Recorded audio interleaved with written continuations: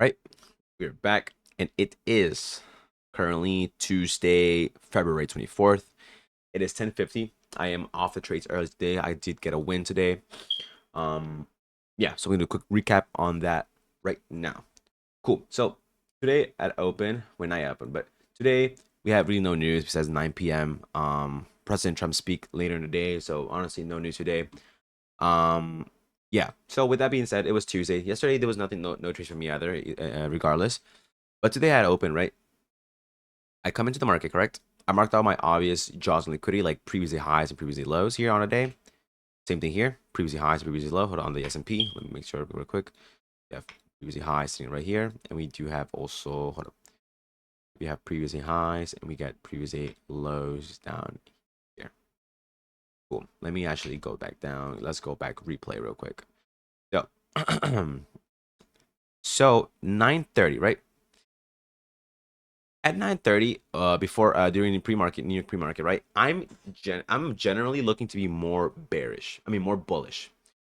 This is why. So yesterday we came down and we took out this sell side liquidity right below us on Nasdaq right here. Well, on both S&P and Nasdaq, right? Sell side liquidity here got taken out. Yeah, on both of these right here, right? So it would be this low right here. This low got taken out right here on the S&P, and Nasdaq did the same thing, right? Cool. Oh, let me replay back a little bit more. Let's go back to around here. So, go to the next candle. Cool. So, from this move right here, we expanded up very nicely, and we form a 4-hour IFVG right here, right? We have nice delivery from this low. We sweep on both of these MNQ and MES, and then we expand upwards and we inverse this IFVG, right? Correct? Next 4-hour candle forms, and we form a 4-hour FEG. So now we have a very nice 4-hour BPR in play right here. Very strong liquidity pool for longs. Correct? Cool. So fast forward to New York Open. Right? So let's go to New York Open. Hold on, let's go back a little bit. Not yet. My bad. Go forward a little bit. Fast forward towards around New York Open, which would be not anywhere here just yet. Nope. Cool. So fast forward to New York Open right here. Right. Once again, I am leaning for longs, obviously for a couple of reasons. 4-hour BPR, 4-hour IFEG. Also on the S&P, we have very straightforward like liquidity sitting right above us. We have previously highs sitting right above us here. And then let's go. This is previous highs right here. Previous highs sitting right above us right here. And then we have these relatively equal highs we left behind the day before. Right? So we have relatively equal highs we left the day before here, which I'm pretty sure are a very nice strong liquidity on the day here. The only reason I was feeling a little iffy about my buy side, about my longs here, was because the S&P didn't have as strong of a movement up, right? So I had a condition for at open for long. So I was looking to be longing, but if we truly were trying to be bearish instead, I wanted to see this 4-hour, in this case, this 4-hour FEG and 4-hour BPR ultimately get inverse entirely, correct? If we were ultimately being bearish, right? In the meantime, I was holding bullish, right? So what happens? Market opens, correct? Let's go back to replay. I don't know why it does that, but let's go back down here towards 10:30 open. Market opens, and then we push down very heavily. What happens here in the first 15 minutes? What am I doing? Yeah, we push very heavily, right? We wick all the way down here. What do we wick into? We take out this London low down here. We take a London low. We also tap into this unmitigated 15-minute down here, which is also an unmitigated 1-hour gap down here, correct? And we also tap into 0.6 to 0.7 of the Fibonacci, right? So from this sweep of this low down here, expanding upwards towards a high, we retrace back to about 0.6 to 0.7 of Fibonacci. We have a very beautiful wick, but on top of that, we also have an SMT with previously lows. So we form SMT on the S&P, right? We take out previously lows on the S&P, where we do not on the Nasdaq, which is another great indication of longs here, which I really did love, right? On top of that, right, we have this, you can see this very beautiful rejection upwards, right? Very beautiful displacement from these zones. So unmitigated 1 hour, London lows, and an SMT with previously lows forms. Beautiful, beautiful indication of longs here, right? So then we get to push up, and eventually we do get this, we get this 15-minute inversion, right? So not only do we get a 15-minute CISD form right here that indicates we are looking for longs here, our confirmation, right? We also form this, we also inverse this 5-minute gap right here, correct? And so, boom, we're good to go. At this point, I'm looking at the 5-minute, right? 5 minutes usually what I trade in, right? Once again, similarly, we do have 5-minute inversion occur here. Well, actually, we have it. Well, all these stack of whatever of FEGs we have here all got inverse as irrelevant. And so CISD, boom, bam, cool. So now we have a 5-minute confirmation for longs, correct? Cool. I am now ideally looking for us to retrace to this 5-minute gap, but more precisely to trace into a 5-minute BPR gap, right? So we do have this 5-minute BPR right here form, right? 5-minute BPR, and then we also do have this 15-minute IFVG form right here, right? Boom, IFVG form right here. So I'm looking for us to trace into these zones and begin to expand upwards, right? Because we already got our confirmation. I'm looking for a retracement. And so here I zoom in on the 1 minute to look for some form of entry, correct? I'll let this play out, right? Retrace all the way down towards this low. So I'm looking for us to take entry here at the 5-minute BPR or 15-minute IFVG. We don't get any of those. Instead, we form a 15-minute BPR gap right here. Very nice little 15-minute BPR. We trace into that 15-minute BPR, but on top of that, right, we also do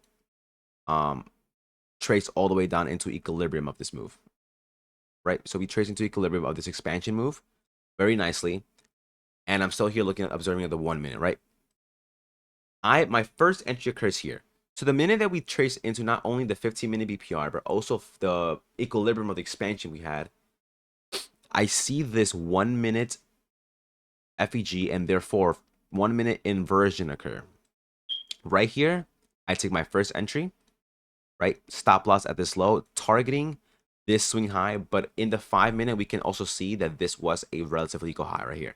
With this 5-minute intermittent high, we had relatively equal highs formed right above us here. So relatively equal highs as our draw on liquidity, at least as our first draw on liquidity, was these relatively equal highs sitting right above us. Great draw up here. Cool. So we get this 1 minute inversion. I'm targeting the relatively equal highs above us. And my break-even point would have been this swing high right above us here. Correct? So I take an entry here. Can I take an entry here in the actual person? See. Let's see.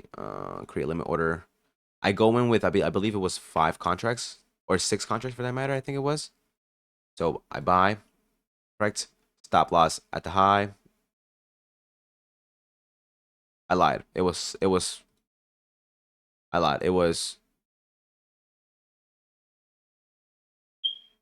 5 contracts.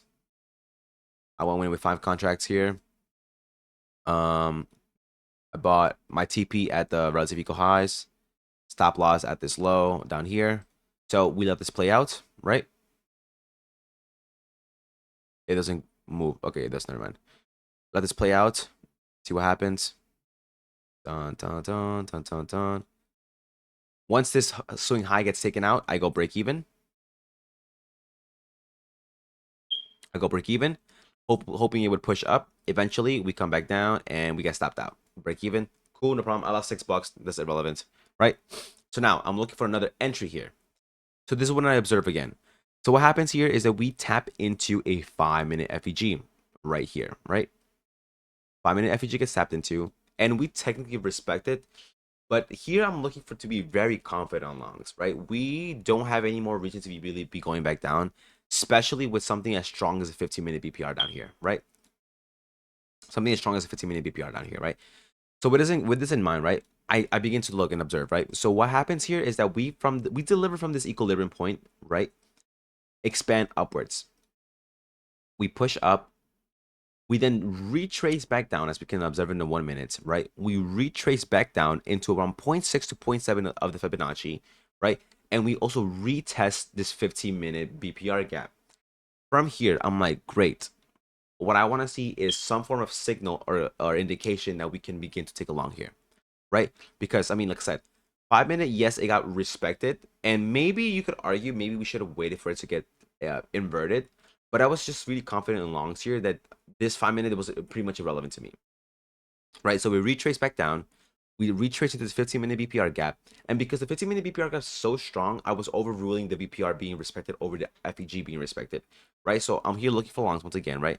So what I'm looking for here is for us to inverse this FEG, this 1 minute FEG right here, correct? We stall a little bit here, right? Very, very, very stally here. But, hold on, let me see. But eventually, we do. Eventually, we inverse this gap, at which point I'm like, great. This is my entry. Why? Because we retested a 15-minute BPR, the 15-minute BPR, which is a strong point of interest, point of support. And on top of that, we get a 1 minute IFVG, 1 minute IFVG form. And we also respected 0.6 to 0.7 of the Fibonacci from the expansion of equilibrium towards the 5 minute gap, right?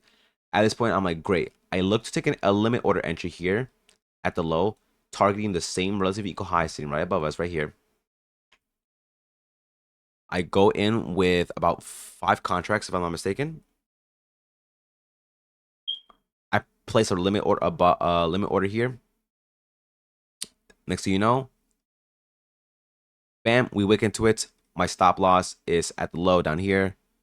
My TP would be all the way up here. And actually thinking about it, it was 6 contracts, if I'm not mistaken. I believe it's 6 contracts instead. Let's see, hold up. Bam. Bam. Here, limit order. I believe it was 6 contracts.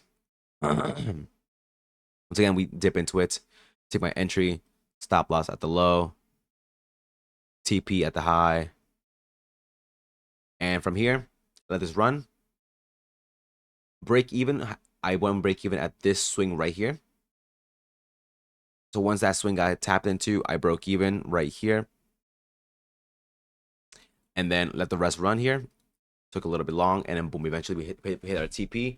Very beautiful setup there.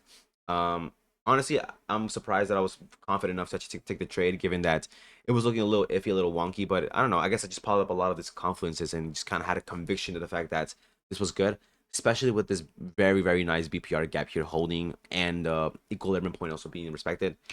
On top of that, we have a very nice, beautiful SMT down here. Longs were basically all in play today. You could observe the market; it was very, very bullish here, and so yeah, I had a very, very nice entry here. Break even first trade, win on the second trade, and so I'm up about $900 on a day. I think it was about more like 880, but that's basically my first solid W on the account. So yeah, so I'm just a little closer here to a payout, hopefully. But it was honestly, this was a really great trade. Honestly, very good for the considering the fact that I don't have like a model in the sense of like a mechanical model where like, oh, I see this happen, I take an entry here. I think I did pretty good. I think I had a pretty good confluence and conviction here after this expansion leg. 5 minute, yes, gets tapped into. Once again, the 15-minute BPR is what I'm really holding here. We test the 15-minute BPR. You get this very beautiful 1 minute inversion. I take my entry there. Also, keep in mind how yesterday I said I should have taken a limit order on another entry because of how slow it was. Similarly here, we didn't have a very nice strong expansion. We have like a very like kind of pushing up, push up kind of expansion. Eventually we do push up, and so because of that, I chose to take a limit order entry as opposed to a market order entry, which is still a really good fill. But even then, this was a very good basically 1 to 2 RR trade. Very good, high confidence, high conviction trade here for me. And yeah, I think I did pretty good in reading the market today. I'm glad I stuck to my bullish bias.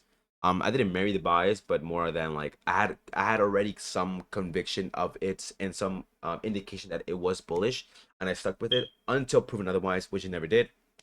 And instead, I just got more confidence. So that was a good trade, good dubs. Hopefully tomorrow we also get a dub or see what happens. Maybe good price action. But yeah, with that being said, deuces.